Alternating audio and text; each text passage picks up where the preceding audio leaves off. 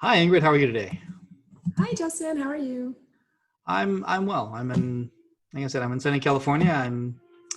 We're doing okay. We're sheltering in place as our governor has told us to do, and um, a lot of Netflix binging and um, reading of books Tiger King. and drinking of the alcohol. Yeah, yeah. I'm in sunny St. Petersburg, Florida. I am technically called safer at home, but I am immunocompromised, so I am staying as far away from people as possible. That's smart. Stay safe. Stay home. Try not to go out unless you have to. That's um, that's good. Not that you're compromised, but that's good that you're staying home. Um, so all right. So we're going to talk a little bit about bartenders today. What This pandemic is reaching a lot of people. It is affecting pretty much the entire planet. There isn't very many people that any of us know that aren't affected in some way, shape, or form. I know my wife is home um, all the time now, um, so um, so that's going to get me beat. But so I know pretty much everyone's being affected by this. Perhaps um, no industry is being quite as adversely affected as the hospitality industry. Um, so let's jump in. Tell us a little bit about your role and what you do, and then we'll jump into the specifics about the USBG National Charity Foundation. So my role within the hospitality industry is twofold. On one end, I do work for a supplier. I work for Whistle Pig Rye Whiskey covering the Southeast. And then on the other end, I am one of the national board directors for the United States Bartenders Guild Association of Chapters. And then I'm helping out with the United States Charitable Foundation in working through all the processes that are being put in place for this pandemic and trying to assist in moving things forward. But definitely a everyday phone call type of thing. Yeah, Um, absolutely. it's amazing to see, though, how quickly the hospitality industry jumped into everything and has been offering to help from the moment the first bars closed. There have been open conversations. So heartwarming to see that, but also heartbreaking to see how many people are currently just fearful of what the next steps are. Absolutely. So let's talk a little bit about if I'm an out of work bartender. If I've been affected by this, what can I do and where can I go? There have been a lot of charities that are helping out. I'm going to speak on behalf of the USBG Charity Foundation, because that's the one I know about. We have had the Bartender Emergency Assistance Program set up for many, many years now. We have served many of the people in the community, not to this scale. So our recommendation is go online to the USBG Foundation, click on and sign up for one of our grant programs. I wish we could say it was going to be a lot of money or that things were going to happen quickly. But the foundation was set up to handle smaller ideas. And what we're doing now is scaling up as quickly as possible. We've asked for a lot of volunteers to help us go through the tens of thousands of applications that we received just in the first 2 weeks. We have people throughout the United States right now that are helping with screening those applications. There's people, like, the grants are going to be anywhere between $150 to $500. It's not a lot, but it's still something. It's something to help somebody pay a bill or pay for electric or get food, or just something that can make them feel like there's a larger community looking out for them. So first step, if you need a grant, go to the website, sign up for a grant. If you want to help us, go to the website and sign up as a volunteer. Sure. And those links are going to be right there, so you can click on those. When we're done. But okay, so what is the process? Is it just So the grant application is going to ask certain information. One of the things that we do want to emphasize is that you have to have been in the hospitality industry as a bartender or server or manager for at least 1 year prior to March 15th. So that information has to be given. You need the name of the location, how long you've been there, a person that we can contact, a telephone number, because we are having people that are screening this information and making sure it's legit. Unfortunately, during times like this, there are still people that try to take advantage, and we have come across some applications that have been false applications. State your hardship, and then it gets screened. Then after the screening, it will go into a further vetting process where you'll have another interview of people asking you what's needed, because we want to determine where on the scale. Some people are still working. Some people just had their hours cut. Some are completely stuck at home. Some have actually now contracted COVID as well, depending on where they've worked. We have to-go situations. So every state municipality has instituted different rules, which is making this a lot more complicated for us to navigate to figure out the needs that are actually being presented to us. After that, some of it's just a waiting period. With so many applications that have been submitted and only a certain number of people that are being able to volunteer on the back end, you can't get a grant if you're a volunteer. So it's kept out a lot of people from being able to assist in the process, because these are, if you want to collect any money, we can't have you screening applicants. It's happening. I know that we've gone through about 22,000 applications so far. And we're just going to keep doing it. Me personally, I see everybody working on them all the time, and it's great to see how many people have stepped up, and we're still looking for more people to step up. The Charity Foundation and the USBG has come together very well to create a program that can walk people through it. The USBG Foundation has calls that they have once a week. We also have the USBG Association, which is doing calls twice a week to kind of walk chapters through stuff. A lot of communication, which is very, very favorable. I haven't seen so many bartenders use computers in a really long time. Sure. Yeah. It's changing the way that we're going to be doing business moving forward too. It's realizing some revenue streams that maybe people didn't know existed before. It's understanding better now. State laws, I guess most people didn't know, they don't think about the fact that different states have different laws, and now they're starting to realize what you can and can't do in certain states. The community as a whole is going to grow tremendously from this, while also simultaneously shrinking due to just laws. Yeah, absolutely. This is one of those things where it's incredibly hard to plan for Earth shutting down. This is, now, I don't want to sound in apocalyptic terms, but Earth is essentially shut down. You go places, and yeah, there's a few people out here and there, but for the most part, from what I've seen on my coast, most people are staying home. You can look and just see the Bay Area, the San Francisco bridge. The two main bridges in and out are empty. And we have such a huge cocktail and bartending culture here. So much of the industry is hospitality. It's a great, huge bar scene here, amazing restaurant scene here in the Bay Area and in California. And I'm nervous to see what's going to happen. Are we going to see 50% of these businesses not able to reopen? And that's 50% of everyone who was employed in that industry. If bars don't open, suddenly you're going to see brands not able to sell quite as much, because they're now having half as many accounts, or even 25% fewer accounts to sell to. So what do you see as the current, let's just say, outlook for the next 6 months? What do you see as some of the biggest challenges for businesses and of course their employees to? Well, definitely April is going to be a wash. April is going to be hard for everyone across the entire hospitality industry, from manufacturer, supplier, distributor, everyone. It's going to be really difficult.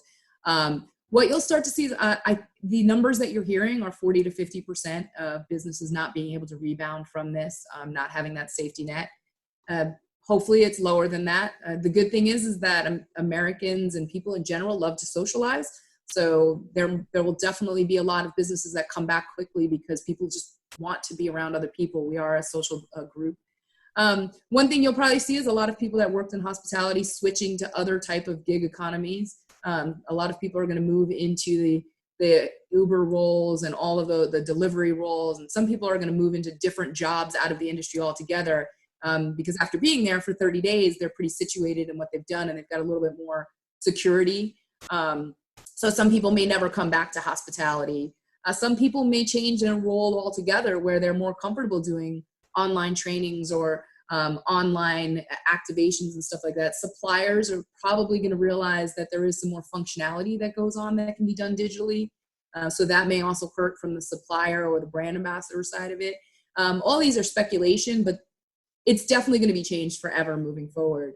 I'm hopeful in that bars and restaurants will rebound quicker. However, it's those new ones that just opened that are probably going to have the biggest hit and not be able to. I mean, there are bars here that were in the process of being opened. They had March open dates, which may now never open because they'll never have cash flow to meet that demand. Sure. It's unfortunate. It definitely is. Yeah, when you're recording again. All right. So my next question is, this foundation, it's been around for quite a while, doing bartender assistance. Obviously, no one expected such a large drain on the resources. Is there still money coming in? How can people help the charity foundation? The majority of the money, we've had a consistent flow of money over the last few years. For instance, some brands like Old Duff have always done a portion of their sales to go to the USBG. And on top of that, they now have given, the Duffs have given more money to us. We still have some private donors that are donating directly to the foundation. Same website, it's grant, donate, volunteer. We have had gracefully, a lot of the big brands have come in and given us like $500,000, $1 million. They've done campaigns. They've done match campaigns. There have been some bars who have done some match campaigns as well. I know there's one in Tampa recently that they were matched. They had a private donor that would match whatever their sales were for the day up to $10,000. So it was driving business on both ends, which was really nice. The individual chapters themselves are actually hosting fundraisers to raise money to give over to the foundation side of it as well. Wherever we can get it from, it's slowing down a little bit because everyone kind of went through the first round. But I feel like since this is going to be a sustained effort, there will be some more money that's coming in, maybe not in the $1 million increments, but definitely in increments large enough to help us to fund as many bartenders as we possibly can. Sure. And obviously not everyone who fills out an application is going to be eligible or is going to be able to get that grant. But I mean, I'm certain you guys are doing everything you can to make sure that those people that need it the most are getting it, and that's. Well, one of the things that we did was we did limit it. We knew that we were going to have a large output, so we did come up with that $500 top max. And then there's some internal processes on trying to figure out who that is, depending on the certain situations where they are, how long they've been out of work. For instance, Washington State's been out longer than most other of the states around. It's very difficult though when you're looking at such a massive amount of people applying at the same time. The applications are still coming in. So when we're at tens of thousands of applications, we're only processing them as quickly as we can. It's disheartening when you realize maybe you didn't have a full 12 years or maybe your state wasn't completely closed before the March 15th deadline. So stuff like that is making it difficult for us to actually give out grants. So we're trying to make sure everyone knows, like, provide as much information as you can when you fill out that initial application. Make sure it's accurate. Don't lose your opportunity to get money by maybe forgetting the name of the bar that you work at. That's good. That's good advice. Don't forget the name of the bar you work at. That's good advice for everyone.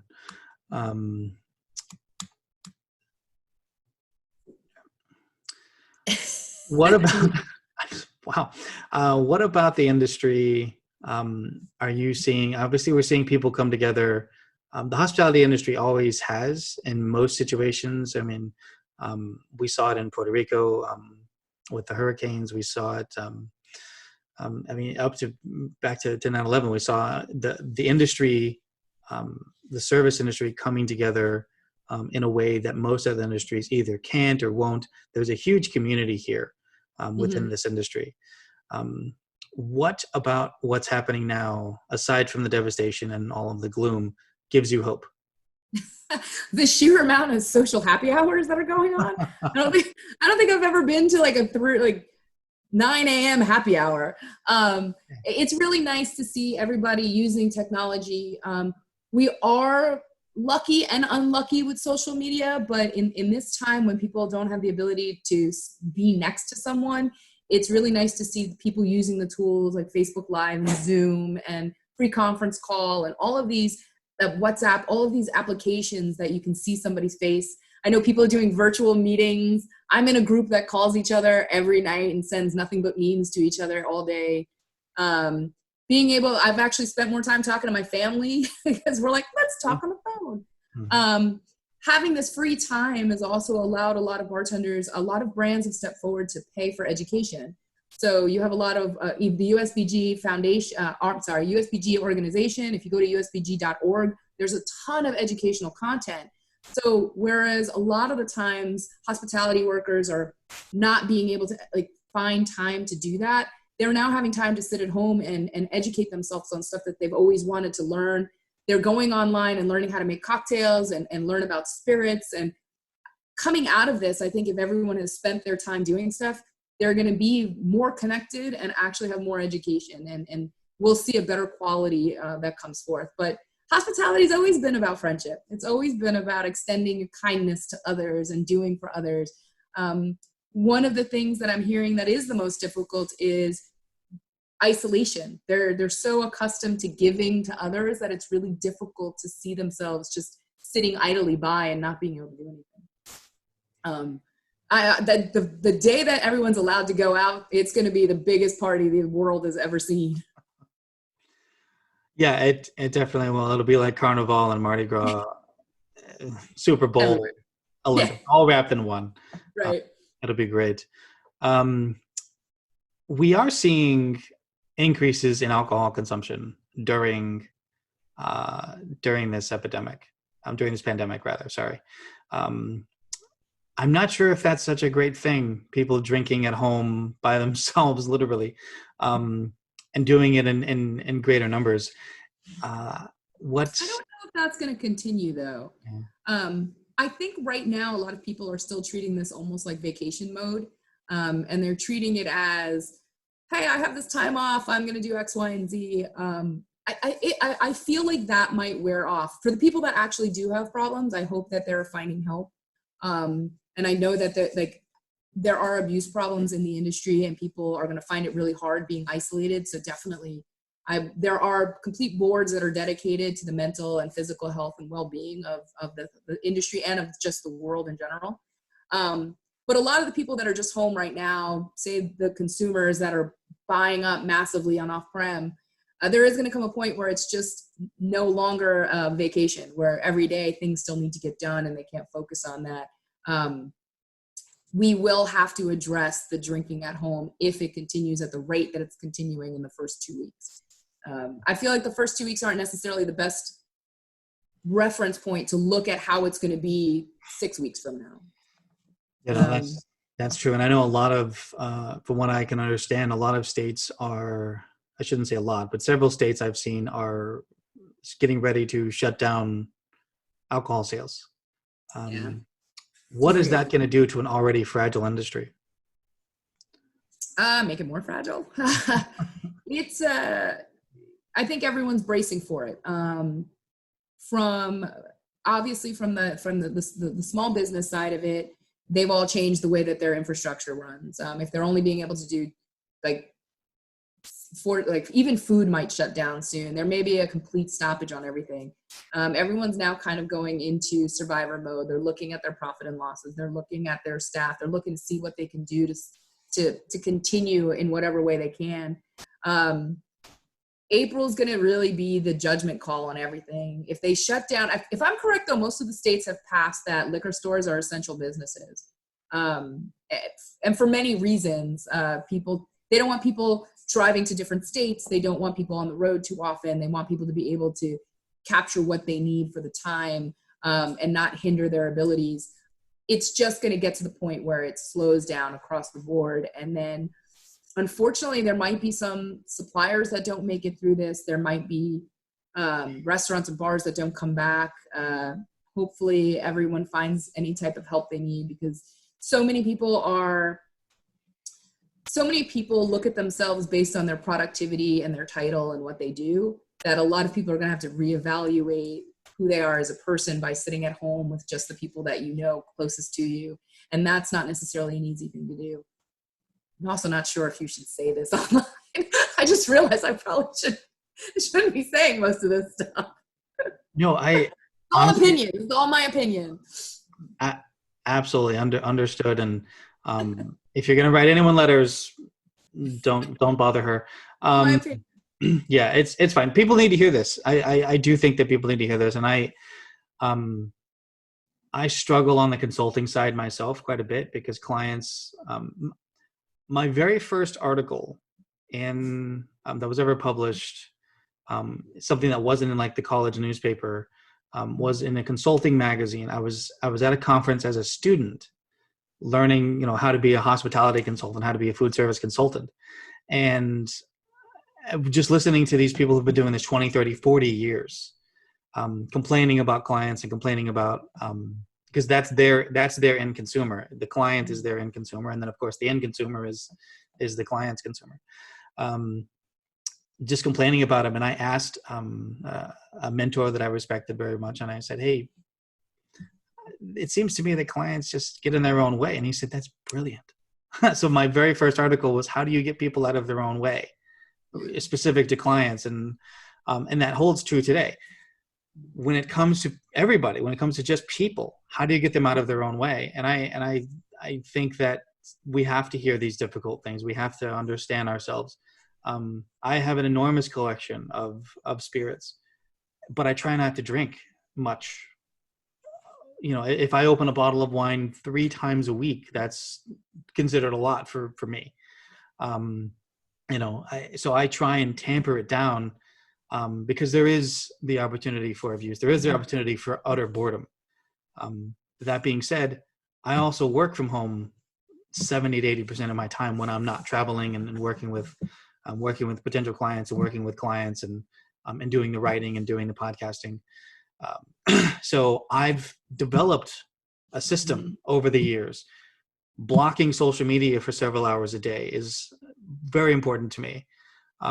Making sure that I can set aside time for very specific tasks, whether it's going outside and doing something. There's a lot of house renovating going on, so working on that and actually blocking out time for that, and not just letting I don't want to say despair, but letting the boredom get to you, and just giving up and saying, "Fuck it, let's just watch Netflix." People are worried that that they're going to just get to the end of Netflix. I don't see that happening. I think they're just going to keep pumping out content, whatever. But I think that so because it's still so recently, and not just in hospitality, but there's some other industries where they're stuck at home as well. Like you think travel agents and people who have been that are involved in the tourism market in general. Those people are also sitting at home doing nothing, worrying about the future.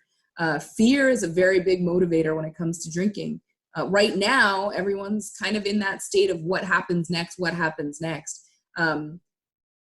As it gets extended and as unfortunately more people contract the disease and people see what's happening, it'll become kind of normal. And that normalcy goes to what you were talking about of like, I work from home. I've already set up these processes. People will start setting up their own processes. A lot of people will start being like, I'm going to drink water during the day, and I'm going to go I'll walk around my house, or I'll do something. Yeah. People will start compartmentalizing their days and working it out into what works for them. Because if they don't, it becomes, you live in a constant state of fear, and it is not a natural state to live in a constant state of fear. There will become this normalization of life. And I will say something though, people will figure out what time they actually wake up in the morning. Yes. It's like, oh, my clock says 10 a.m. I should be awake, instead of waking up at 11, like 1, there will be some normalization. There will be, I honestly feel like people are going to probably get more connected than disconnected, because it requires more of an effort now to reach out to people. And those connections will have more intimacy, and they'll have a better understanding of it as to why. You'll realize who's important. A lot of people always say, oh, like Facebook, I've got like 4,000 friends. Do you really have 4,000 friends? Of course, I'm talking about myself. I have like 4,500 friends on Facebook. I just went through and I cleaned my Facebook the other day. I'm down to 3,100. Oh, that's small. I think it's good though that people are going to come out of this stronger. I mean, it's what happens every time there's something so catastrophic throughout the world. There's like a cataclysmic. Did I say that word right? Cataclysmic. I can't say the word. Yeah. Ability for people to survive, and that survival just binds people together at that time. We're all sharing this collective trauma, and how we get out of it will really matter. I think the memes that are going to come out of this, the Tiger King memes already all over the place. They definitely made it. Yeah. I think that what's going to be interesting is to see like theaters, stuff like that, how they rebound from this, because they need bodies in there to do stuff, and that's completely changed with Netflix and Hulu and Sling and Amazon and all the other streaming services available. Not about Sling, yeah. There's so many of them, and yeah, to your point, I do think we are going to come out of this stronger. The one thing about the human spirit is that we are highly adaptable, and and we've survived. I mean, you look at the pandemics over time, whether it's the Black Plague or the Spanish flu or any of the ones that have really kind of captivated the history books. People have survived, and they've modified their lifestyles, and they've changed the way that the world looks or the world acts. And every change brings about more change, some of it good, some of it bad. But I know that people are always going to want to go out and drink. People are always going to want to go out and eat, and they want to meet someone, and they want to talk to bartenders, and they want to talk to servers, and they want to be around people. Bars and restaurants have always been here, so they'll rebound. It'll just look differently. I know me personally, I want to go hang out with my friends. I miss my friends. Yeah, absolutely. Yeah, it's a difficult situation, but I think we're all gonna get through it. Specifically to the hospitality industry, what can we do? How can businesses donate to this, to the charity foundation, and how can we kind of move the goalposts a little bit so that we can get more and more people these grants and take care of the bartenders who are struggling? So as I said, the USBG Foundation page has a donate page. You can donate as an individual or as a business. Some of the businesses that we've seen, for instance, Discus did a podcast that was discussing the industry, and during the podcast, they were raising funds at the same time. So people that were on it could donate directly to them. We've seen some people building their own cocktails, and then having match donations being done at the same time. Stuff like that, anything that can funnel money that way, through the check with your local USBG chapter, see if they're doing a fundraiser for the foundation, or just reach out to them and see if you can help them. Some of the chapters are doing some really interesting stuff that's outside of the foundation. For instance, there are some chapters that are setting up corner store pantries so that bartenders can go and get food at a specific time. They have some chapters are sponsoring family meals. Some chapters are sponsoring bartenders showcasing some of their making drinks or how to cut ice, or kind of like educational stuff so that they're helping those bartenders in hospitality and the time it is. Obviously, money is always good, but we know that money is going to start being tight. So we always say, like, if you can do to-go orders and you can pick up food, make sure you tip as well as you can.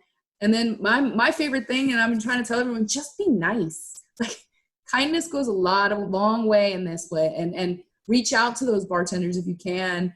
Maybe even go on Yelp, even though no one's doing it, and say something nice about someone that you knew at a restaurant, like one of the bartenders or the servers, because they're needing a lot of lifting up right now to feel like they're going to get through this. It's the small things. Absolutely. That's great advice. Again, the links are going to be below here in the in YouTube, so definitely click on that and donate. Let's get through this together. Ingrid, thank you so much for your time, and thanks, Justin. Yeah, stay safe, stay at home. I have no choice. Bye.